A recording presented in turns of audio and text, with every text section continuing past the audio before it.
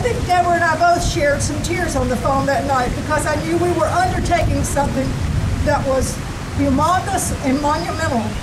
But people, I believe with every ounce of my being, we can do this. And more than that, we have to do this if we're going to live free.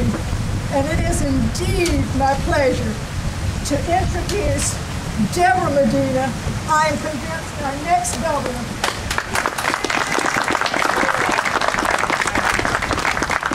It's a privilege to be here with you today. My name is Debra Medina. I am a registered nurse born and raised in Beeville, Texas. Went to nursing school at Baptist Memorial Hospital in downtown San Antonio.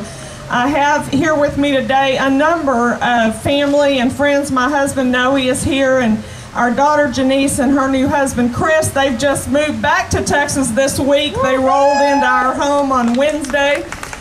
Chris is from Portland, Oregon, and they've been living there for 2 years and are here in Texas to make their home and their family here. It's a privilege to be here with you today. We're going to travel all over Texas, Sheriff Mack and I, today and tomorrow, southeast, central Texas, I guess, doing this tour and talking to Texans about restoring freedom and prosperity here. One of the questions that I was asked pretty often early on in this race is Debra, what's the first thing you're going to do when you get into office? And I said, you know, none of us has a crystal ball to know what crisis is going to face us in January of 2011. What we better know is that the people that we put in office, whether it's at this courthouse or in that state house or in that White House, that they understand the U.S. Constitution, that they understand the Texas Constitution, and that they understand the proper role of government. Then and only then will we be protected. So quit asking for that crystal ball and let's start talking to our candidates about the proper role of government. What is it that protects freedom? I've been a grassroots activist for nearly 20 years. And I have found myself having to ask that question, would our elected officials know those policies that protect freedom if they stood up and slapped them in the face? Would we recognize policies that protect and promote freedom versus those that destroy it? I think so often our elected officials think they're our benefactor and they're just doing good for us without realizing that the long-term effect of that policy that they're working so hard for destroys everything we're about. I believe that there are two elements essential to freedom. When you look over all of history, you will find that those societies that were most prosperous and most free had in common two things: private property ownership and gun ownership.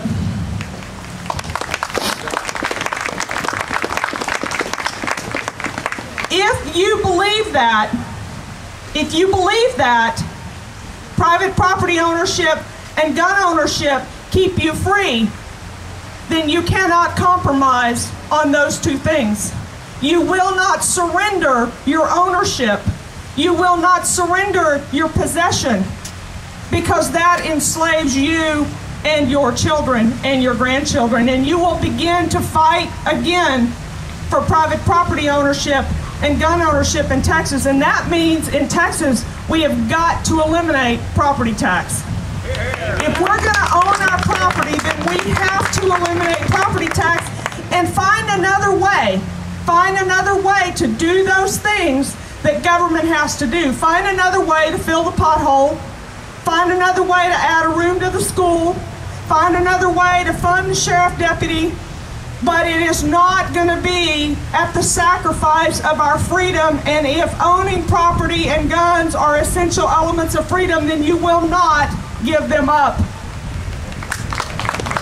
That is a freedom issue. It is not just a fiscal issue. The first knee-jerk question people ask when you say, well, how are you going to pay for it?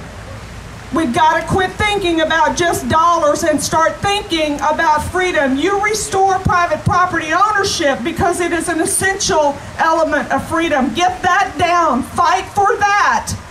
And then we'll have that conversation. It's a pretty easy conversation, really. We can fund government much more efficiently, get off of the back of our economy, be much more productive. with a broader-based sales tax. We'll take care of that just fine, and our time is short here today, so I'm not going to go into all the detail about how a broader-based sales tax, but that broader-based sales tax will add about 150,000 jobs in the Texas economy. It will add about $3 billion of net personal income in the first year alone, get rid of property tax in Texas, and it is a win-win-win. You own your property, you have an increase in net personal income, and you create a bunch of new jobs in the economy because you've gotten that oppressive tax off of the backs of the entrepreneurs. You know, one thing that we have to recognize about freedom is that when you take from man what he works for, when you take from man the product of his labor, he quits producing. My whole childhood, the United States competed in every way with the Soviet Union. Y'all remember that? But it took, didn't it? It took, and it took, and it took until that nation that was wealthy quit producing, and there was famine in the land, and there was an economic crumbling of that once great nation.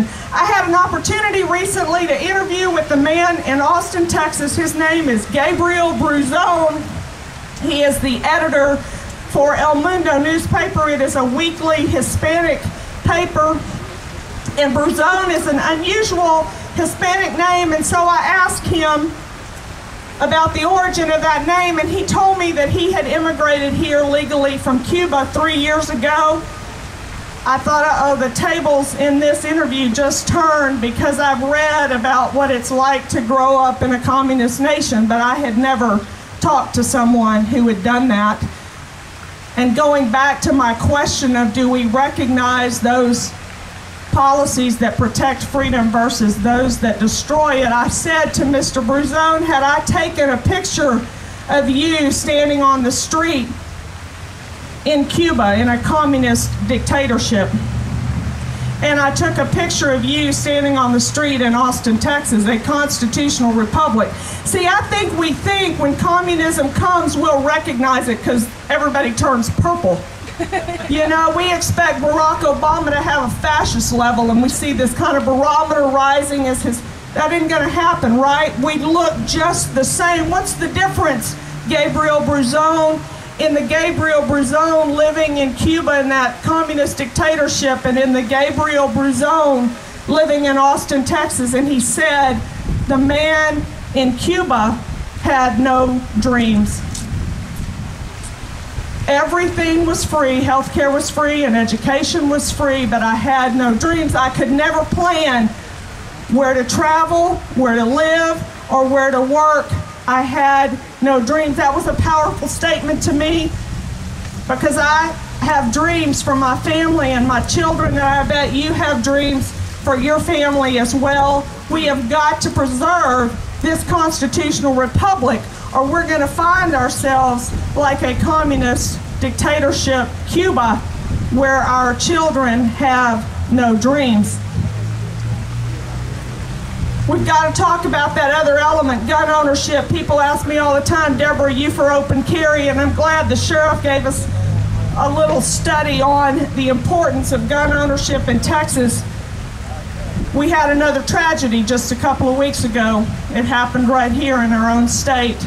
And every time we have one of those shootings, what did it start with a few years ago? Columbine, and then Virginia Tech, and then 9/11, and now Fort Hood. And every time it happens, what do our elected officials do? They talk about the importance of psychological counseling, so we don't have deranged individuals living among us. We got to fund more. Our governor's answer was, let's put $1.5 million into psychological counseling, and let's de-arm the people. Every time we have a shooting, we de-arm the people. The right response is that shooting, like all the others, should reinforce to us this one truth. This is not the first time that's happened, and it will not be the last.